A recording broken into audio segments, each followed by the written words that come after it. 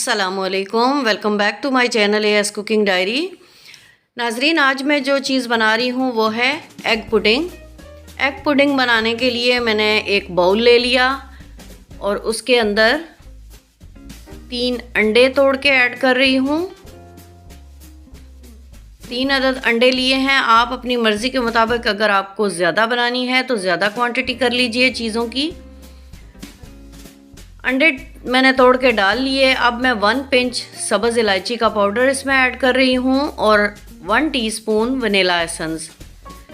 तो जनाब, अगर मेरे चैनल पर नए हैं तो मेरे चैनल को ज़रूर सब्सक्राइब कर दीजिए और वीडियो को लाइक और शेयर ज़रूर कीजिएगा।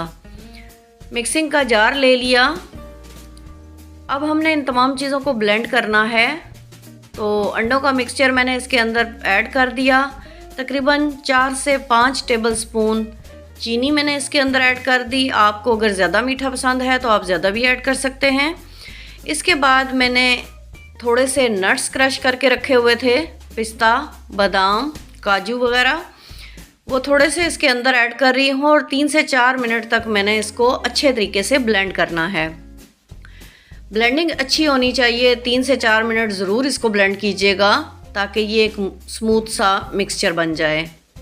इसको दोबारा से अपने बाउल में ट्रांसफ़र कर रही हूँ और अब इसके बाद दोबारा मैंने इसके अंदर थोड़े से और नट्स मिक्स किए ताकि थोड़े से साबुत जो नट्स हैं उनका टेस्ट जो है वो अच्छा लगता है और टेक्सचर भी खाने में। 1 गिलास दूध का मैंने ऐड किया। अब इन तमाम चीज़ों को अच्छे तरीके से नाइसली मिक्स करना है। दूसरी साइड पे मैंने एक पॉट ले लिया, उसमें 2 गिलास पानी के ऐड किए और अपना स्टैंड उसके अंदर रख दिया।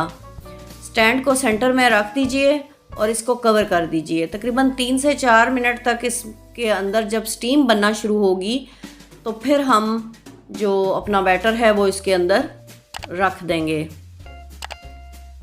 इधर मैंने एक मोल्ड ले लिया जिसके अंदर मुझे इस बैटर को स्टीम देनी है, पुडिंग को तैयार करना है।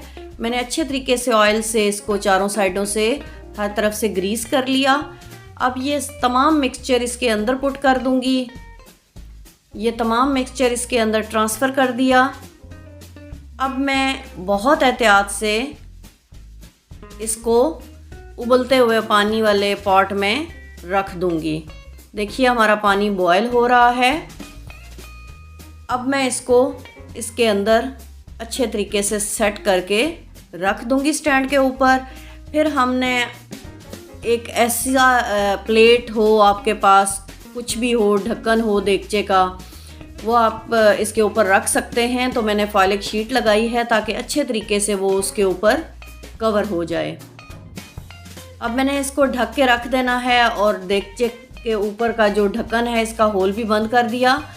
तकरीबन 25 से 30 मिनट मैंने इसको स्टीम दी है। तो अब देखिए कि बहुत एहतियात से इसका ढक्कन साइड से उठाना है ताकि स्टीम इसके अंदर ना जाए। तो अल्हम्दुलिल्लाह बहुत ज़बरदस्त खुशबू आ रही है। हमारी पुडिंग बन के तैयार हो गई है। अब मैं इसको ट्रांसफ़र करूँगी अपने सर्विंग डिश के अंदर। इस तरीके से किनारे आप इसके अलग कर लें। तो अल्हम्दुलिल्लाह बहुत ज़बरदस्त बन के तैयार हुई है। टेक्सचर भी बहुत मज़े का है। ज़रूर बनाइएगा, ट्राई कीजिएगा और मुझे अपना फ़ीडबैक ज़रूर दीजिएगा। जज़ाकल्लाह खैर। आज के लिए इतना ही। इंशाल्लाह मिलेंगे नेक्स्ट वीडियो में नेक्स्ट रेसिपी के साथ। तब तक अल्लाह हाफ़िज़।